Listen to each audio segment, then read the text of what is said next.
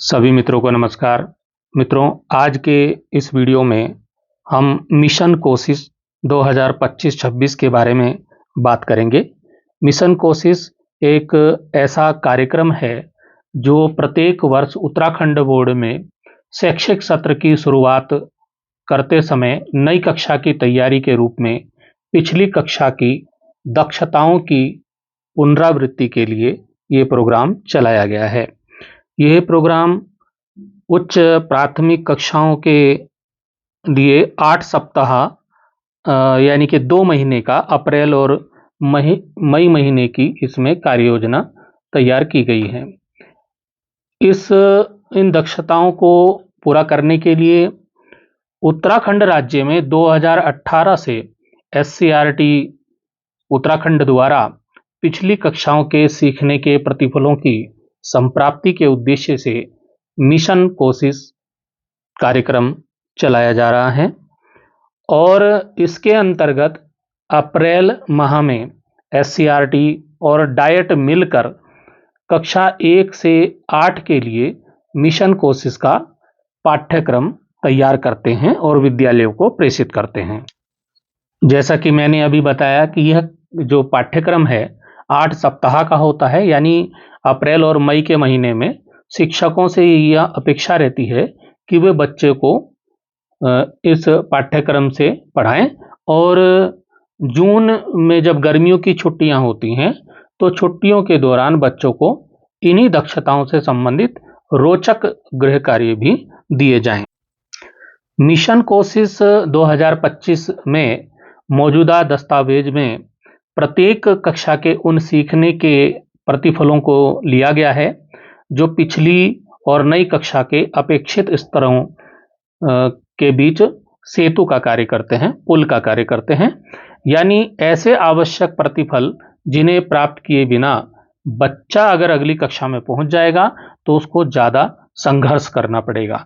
तो ये एक सेतु का काम करने के लिए मिशन कोशिश 2025 का कार्यक्रम चलाया जा रहा है।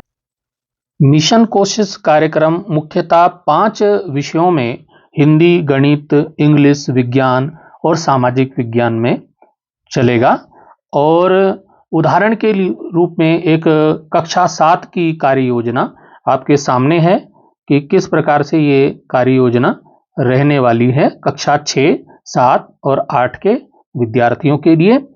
तो यहाँ पर हम कक्षा 7 का एक उदाहरण आपके सामने लेकर आए हैं। इसमें आप देखिए कि पहला सप्ताह है उसमें हिंदी में छात्रों से बातचीत की जाएगी, उनका परिचय प्राप्त किया जाएगा और ये जानने की कोशिश की जाएगी कि बच्चा किन किन संबोधों में किन स्तरों में कमजोर है, जिससे कि उसका मिशन कोशिश कार्यक्रम के अंतर्गत उसको अपेक्षित प्रतिफल प्राप्त हो सके।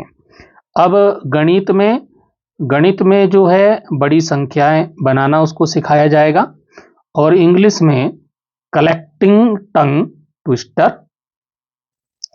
विज्ञान विषय में पौधों की जड़ों और पत्तियों के संबंध में जानकारी दी जाएगी और सामाजिक विज्ञान में नजरी नक्शा देखा जाएगा। और अब बात करते हैं सप्ताह 2, दूसरे सप्ताह का जो कार्यक्रम है, कार्य योजना है, उसमें हिंदी में गद्यांश अथवा पद्यांश पर आधारित प्रश्नोत्तर और शीर्षक को ढूंढना ये बच्चे को सिखाया जाएगा और गणित में संख्याओं का संसार इस पर चर्चा होगी और इंग्लिश में making sense of words and what's the new words की जानकारी दी जाएगी और विज्ञान में भौतिक एवं रसायन परिवर्तन का अध्ययन होगा और सामाजिक में मानचित्र पठन होगा। तीसरे सप्ताह में सप्ताह 3 में हिंदी में कविता का वाचन और गतिविधियां कराई जाएंगी, जिसका विस्तृत अलग से है। मैं सिर्फ आपको एक कार्य योजना मोटा मोटी बता रहा हूं। तो और गणित में संख्या रेखा की उछल कूद, इंग्लिश में making meaning of text 3 questions, विज्ञान में पत्तियों के रंग और सामाजिक में आओ करके सीखें। चौथे सप्ताह में हिंदी में समाचार पत्रों पर आधारित गतिविधि संपन्न कराई जाएगी। गणित में विभाज्यता के नियम सिखाए जाएंगे और इंग्लिश में what is the idea 3 questions इस पर कार्य योजना बनाई जाएगी। पारदर्शी, पारभासी और अपारदर्शी वस्तुओं की जानकारी विज्ञान में दी जाएगी और सामाजिक में पृथ्वी का आकार और झुकाव के बारे में गतिविधियां कराई जाएंगी। पांचवा जो सप्ताह है इसमें हिंदी में लोक कथाओं पर आधारित गतिविधि संपन्न होगी। गणित में दशमलव और ग्रिड सिखाया जाएगा। इंग्लिश में राइट माय थॉट के बारे में बच्चों से गतिविधियां कराई जाएंगी। विज्ञान में प्रकाश संश्लेषण होगा और सामाजिक में अक्षांश देशांतर व रेखाओं की समझ पर गतिविधि आयोजित की जाएगी।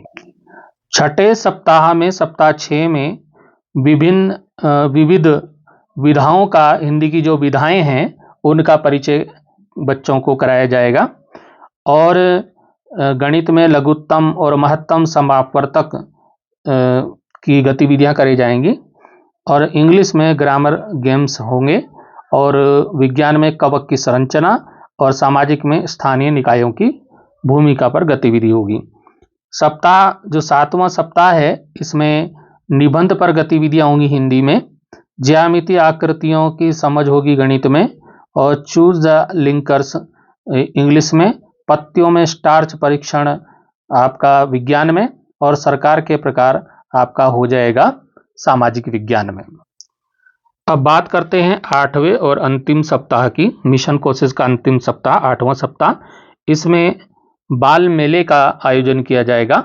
मिशन कोशिश के तहत पिछले जो 2 महीनों में छात्रों के साथ वर्तमान कक्षा पाठ्यक्रम के आवश्यक सीखने के प्रतिफलों पर आधारित जो विभिन्न गतिविधियां आयोजित की गई 2 महीनों में, इन 7 सप्ताहों के दौरान छात्रों ने बहुत कुछ सीखा होगा और 8वां सप्ताह 25 मई को समाप्त होता है, जिसे बैगलेस डे के रूप में मनाया जाएगा और मिशन कोशिश के एकीकरण के रूप में छात्रों द्वारा अब तक किए गए कार्यों को प्रदर्शित करने के लिए एक बाल मेले का आयोजन करने का प्रस्ताव यहाँ पर मिशन कोशिश के अंतर्गत किया जाएगा। तो 8वें सप्ताह का उपयोग विद्यार्थियों के साथ ग्रीष्मकालीन अवकाश के होमवर्क की समीक्षा और उसे साझा करने के लिए किया जाएगा। तो जो ये बाल मेला है, बाल मेला आयोजित करने से पहले इस सप्ताह के दौरान कुछ सुझाव वाली गतिविधियों की समीक्षा भी की जा सकती है। इस प्रकार आपने इस वीडियो में देखा कि उत्तराखंड सरकार की बहुत ही अच्छी पहल है उत्तराखंड SCRT द्वारा, डाइट के द्वारा। ये बहुत अच्छी पहल है कि बच्चे ज़्यादा से ज़्यादा संबोधों में पारंगत हो सकें और अपेक्षित प्रतिफल प्राप्त कर सकें। ये बहुत ही अच्छी कार्य योजना है और ये सभी विद्यालयों में पूरी ईमानदारी के साथ अच्छे से ये लागू होनी चाहिए, जिससे कि सभी बच्चे आगे की कक्षाओं के लिए बिल्कुल अच्छे से तैयार हो सकें, उनको आगे की कक्षाओं में संघर्ष ना करना पड़े। तो उच्च प्राथमिक कक्षाओं, कक्षा 6, 7, 8 में ये मिशन कोशिश कार्यक्रम अप्रैल और मई में हर वर्ष चलाया जाता है। 2018 से कार्यक्रम सरकार के द्वारा चलाया जा रहा है और इस वर्ष भी 2025-26 में भी ये चल रहा है और सभी शिक्षक इस कार्यक्रम को सफल बनाने में सहयोग करेंगे। इसी के साथ इस वीडियो की मैं समाप्ति करता हूं। फिर मिलेंगे अगले वीडियो में। धन्यवाद।